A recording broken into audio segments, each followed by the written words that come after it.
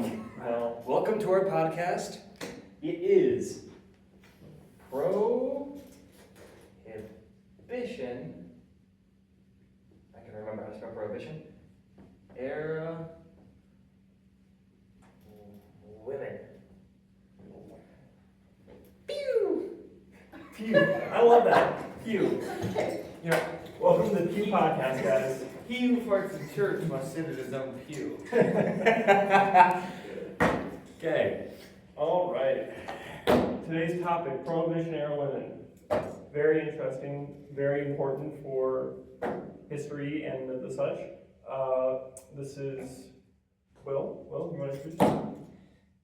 Here we have a Trevor Johnson, a William Wadle, a Brady Beaner, and a Mo I don't remember the last name of. Mozart. Moser. All right, Gil Moser. All right.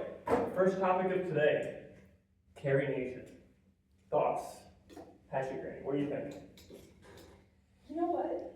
Kind of justified. Justified? I understand that people should have free and uninhibited access to alcohol within reason, but you know what? She's kind of sick, and I kind of like her for it. All right. To my understanding, she had was she in an abusive relationship because So- of alcohol? We'll get to that. It's down the line. It's down the pipeline.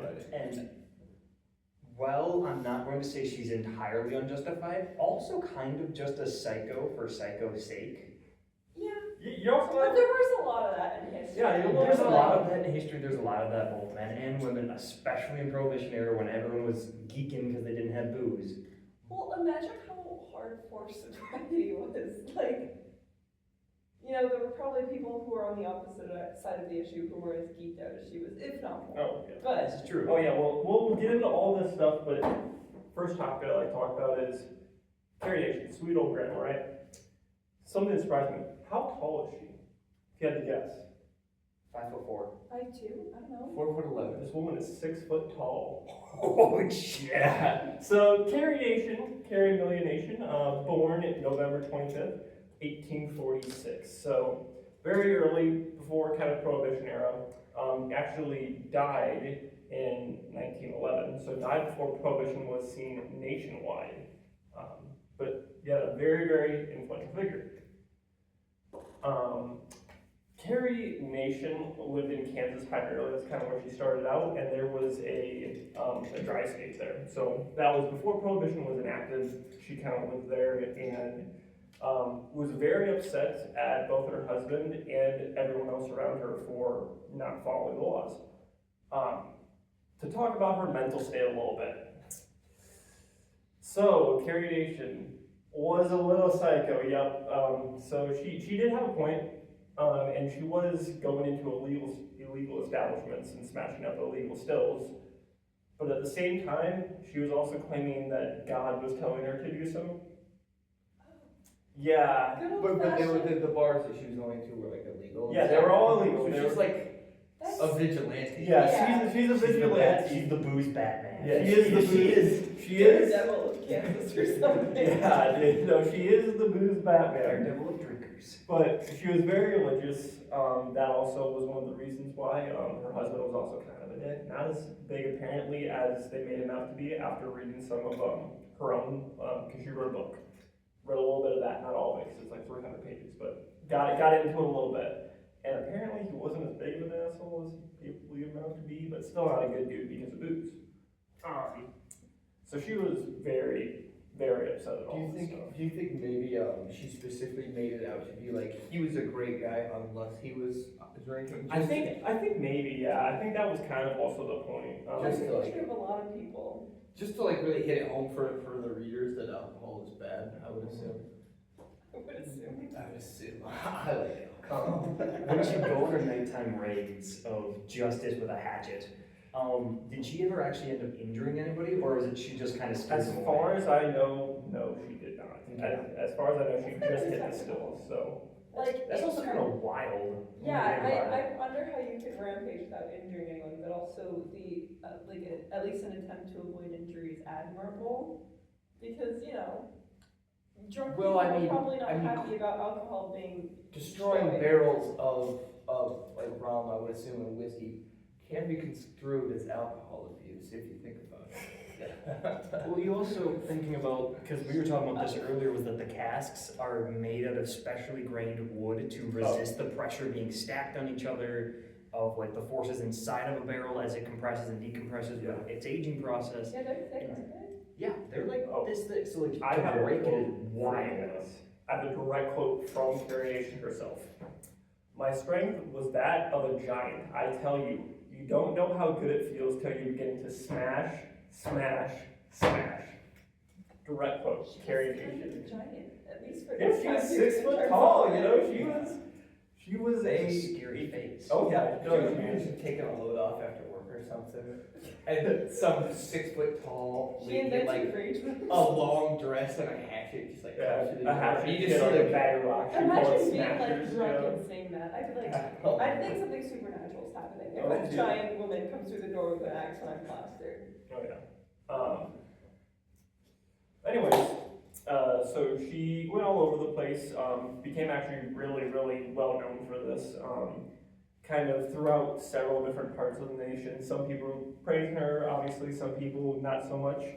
Fun fact, actually, her local Women's Christian Temperance Union didn't accept her and actually didn't want her in their local group. was she too radical? I think so. I think that's what they're getting at here. Or was they just scared of the 6 foot tall lady with a hatchet? Probably both, yes, but she actually wasn't allowed into her local Women's Christian Temperance Union. I think she would get in through other means, but her local group actually wouldn't accept her, which is very interesting for the time. Another one of her notable feats, she actually rolled up to the White House and like went on that lawn and refused to leave until she talked to the president. Man, you guys could do anything in those days. I know, right? She just rolled up. Imagine rolling up to the White House nowadays and trying to camp on the lawn. Oh, yeah. What do you mean? What? That's the Capitol, that's different. I mean, it's the same. Anyways, so yeah, Did she bring the hatchet, you know? I don't know. It doesn't say. I like to imagine she did. I like to imagine she did too, but you know, I think they might have been a little more harsh on her if Rolling she up brought to the the White House hatchet. with a hatchet. Yeah, I think she'd be a little more in trouble because they let her stay for a while apparently. Did she talk to the president then, or? Oh. No. They just put her in with a guest. No, they were like, you need to leave, and she's like, no, and they're like, cool a little bit, but we're gonna make you leave. So eventually she left, but it's the fact that she actually did this, and it made like news. Yeah, I imagine Like- it would. Yeah, like Yeah. nationwide. You know, when I think of the Women's Christian Temperance Union, she's often one of the first people I think of. Well, Because, or maybe not the WCTU specifically, but prohibition. I remember learning about it in like a survey course at my community college, and my instructor loved talking about Carrie Nation, and he said bars would post in like taverns, or like taverns and bars would post signs in their windows and stuff saying all nations welcome except Carrie. Or Yeah, that's really fun. Yes, every nation Wild. welcome. You can even still see someone today. I think there's a bar in Cedar Falls that actually still has a sign that says that. Oh, really? Yeah, so you know, it's something that like even today is like had a lasting impact. But interesting enough, besides her actual work for the Women's Christian Temperance Union, she was actually a very progressive person in general. So she was very very, very big against segregation, really kind of wanted everything, freedom of speech, freedom of religion for everyone, equal rights for both women and men of color. Like, very progressive person for the time. Yeah. Okay. Makes sense. So, it's just kind of an interesting contrast with how, like, religiously devoted she was, too, which is just kind of an interesting point. But yeah, gotten a lot of very interesting trouble. I think she was arrested 4+ times. They never really specified, but definitely went to jail at least 4 times, and 4 times they're like, okay, we'll let you out if you don't do this again. Why would they believe her? I just first, like, fully on shame. Oh yeah, no, it's definitely like she's been in the newspaper several times, like leading up to all these arrests. So it's definitely an interesting little part. She also has a theme song. She's a theme song. Yeah, Are you ready to sing it for theme us? song? Please don't. Please do. I'll read some of it. I'm not gonna sing the whole thing. I'll read some of it. Carrie Nation's hatchet is now on the swing. The saloon will have to go. Glory, glory, hallelujah, multiple times. Carrie Nation's arm throws a rock right straight. The saloons will have to go. The governor got mad when Carrie Nation called. The saloons will have to go. And it continues on for some time. But the fact that she has a theme song is wild to me. This is officially published in a newspaper. This is You could publish anything in a newspaper back that's then. fair. That's fair. But this is a credible, large newspaper, and they're publishing Carrie Nation's theme song. This newspaper is, I know it's a Kansas-based one. The Kansas Agitator. Oh, shut up, Kansas. Adjective. So did she spend most of her time in Kansas? That's primarily where she was located, was in Kansas. She actually kind of went all over, mainly the Midwest area, and apparently DC. So but that was her primary area. But it's very interesting because we all think of her and we think Prohibition when it's Christian temperance, right? But she died before Prohibition was ever seen. 1911 Prohibition, 1920, which is just kind of such a weird timing. But I would say that she was probably one of the more influential figures to help start the Women's Christian Temperance Union, even if she wasn't necessarily a great figure for it. So. Okay. That's kind of a segue into my character, Mabel Walker Wilbrant, who was also from Kansas, believe it or not. These Kansas people, man, they're These crazy. Was it Kansanites? Are you from Kansas? Yes. That's even better. You can give us your own Oh, yeah. person. Are you against alcohol? Against the alcohol? I really tell us about Kansas. Yeah. What do they What grow is in there to say? Kansas that's Tell made? us about the war, Grandpa. I don't know what there is to say. It's probably a lot like Iowa in that there's not much to do but drink. Right. Yeah. That's fair. That was a Yeah. big thing kind of at the time, It's what do? You go drink. Farm. You work. Yeah, You drink. farm. You drink while farming. Dangerous. Remember, you're also making Pretty 16 sure at this babies point- because there's nothing else to do. I'm pretty sure at this point though, both state schools in Kansas were established, so you maybe could have gone to college. Maybe. I can't remember when they were established. And I can't remember when Lawrence became a really popular town, but if Lawrence is popular in the Prohibition era, which I'm not sure if it is or not, that's probably where they would go to drink. Because that place is known for not following all of the state laws. They're a college town. So of course there's probably more alcohol there, but even nowadays they don't follow the law. Maybe some would be in a speakeasy back in time. I don't know. Maybe it's. No, I don't think it would. Maybe for you. I don't Long think I like cigarettes, it. funny hairdos. Mm-hmm. Long The cigarettes with the little The attachment. pipe. Yeah, yep. Yeah, So- it would work great for you guys. I would hate it. Yeah, I'm that's, not down for wearing skirts and a corset. That's not my thing. as you guys can tell, I clean up fine. I'd be happy in a 3-piece suit back Oh, then. we should bring You back. could buy it for, $3 $1. I'm saying we should bring it back. I agree. That's okay. What, come on, not a fan of the suit?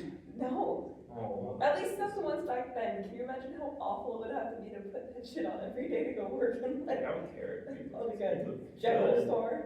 Yeah, you look dapper as hell going to McDonald's. I'm going somewhere fancy. So back to the actual, a little bit more on topic.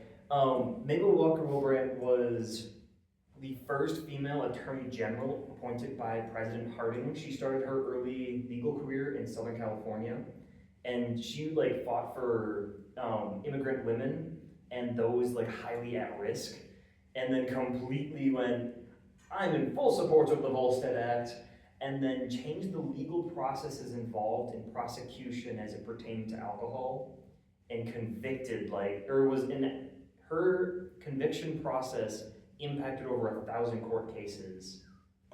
So she was just vicious. What was also really cool about her was the fact that because she was Attorney General, she had a lot, you have a full staff as an Attorney General of lawyers and paralegals, etc., most of which are men at the time, and all of them were dicks and really wanted to undermine her, and so she ended up working twice as hard, half to keep them from breaking anything, because it was a bunch of monkeys in a warehouse, and on the other half to actually impact and continue forward. And so she served from 1921 through 1929. And for her work, she was monikered Prohibition Portia. What? Prohibition Portia. That's a name. It is a name. It's very interesting. I think Hatchet Granny's a little bit cooler, but Hatchet Granny is cooler. Yeah, but I also think what was it? It was something about a monster at the key, or at the typewriter for her name, because she was one of the fastest female typers of the time, which makes sense if you're a lawyer and you need to be typing up documents. Did the other attorneys general prosecute alcohol like she did? Do you know? Or was she No. like the sole person? She was the out sole of the person attorney general. because she got appointed, and then the Volstead Act, which defines like the rule breaking process and the punishment outline for alcohol usage, like illegal alcohol consumption. So since she was in charge of maintaining that up until it went away, until it was repealed, she was like the attorney general who took care of all of the alcohol related things. And then when they repealed it and she was like, okay guys, I'm no longer in favor of the Volstead Act, everyone's like, yeah, you're a little bit out of touch anymore. yeah, well, I don't know if it's the same woman, but I know there is a woman that was very pro-prohibition, and then going throughout prohibition became a lot less and less, and became anti-prohibition. Are we thinking of the same person as her? No, No? she was doing it because it was her job, and so she was really, really good at it. Mm-hmm. Likewise, as you continue through her career, post 1929, once prohibition is no longer like vilified, or like the aspect of vilification for prohibition for her and for other characters within like the Women's temperance movement, she was still like blacklisted because she was a woman in law and politics. And so for her career, having been a successful lawyer ahead of time and to a successful attorney general, she should have had a seat on the Supreme Court, and there was a slot, and she was denied. Then she should have gone to be a federal judge. Yeah. There were slots, she was denied. She then should have gone to a county judge position. There were slots, she was denied. At the county level? Yeah. And because she was a woman at the time. And so a large portion of what happened to her after Prohibition, because it fell through, was seen as a great way to undermine everything good that she had ever done, and then put her down. And so then the rest of her life she spent in aviation and tax reforms and like tax lawyer basically. Fun. It was Yeah. pretty freaking brutal actually, Yeah. like really sad. Was a lot of it just because she was a woman, or was a lot of it also retaliatory for what she did to alcohol? Because I'm sure a lot of people. We're not happy. Yeah, I mean, It was a bit of both, I think. The newspaper articles that I read, like from Washington Times, which is where I got a lot of this stuff, was from newspapers and from her own book, is that she, in her office, had people who were openly hostile towards her because she was a female and their boss. And so she immediately began with the handicap of having a staff that was out to get her. Yeah. And then because she was a woman in politics and in a position of law enforcement, it was like a double whammy of, you shouldn't be there, that's not right. And so everyone was upset with that. And then you also have the compounding fact of her policy was really unpopular by the time that she got done with it, when she got done with her term.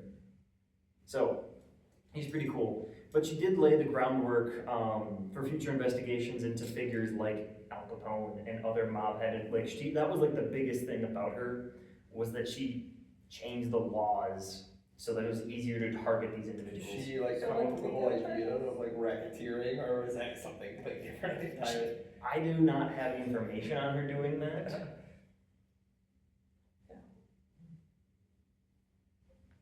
All right, if we're done here, then this was the Prohibition era women, or PEW for short. Thank you all so much for coming. Thank you to Mo and Trev, who didn't have to be here, but totally decided to show up for us. And we're very grateful. Very grateful, very grateful. Presents for all of you coming down the pipeline, don't worry. Any final thoughts, Mo?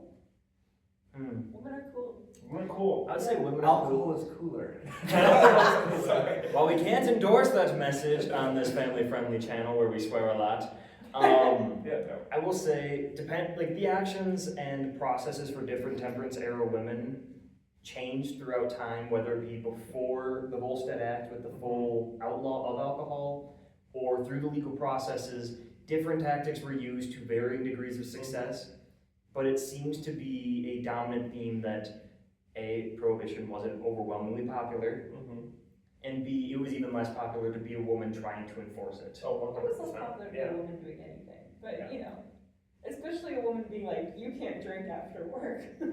To define and go against the nature of humans, the scariest word, no. Oh, Cool. Awesome, thanks so much. we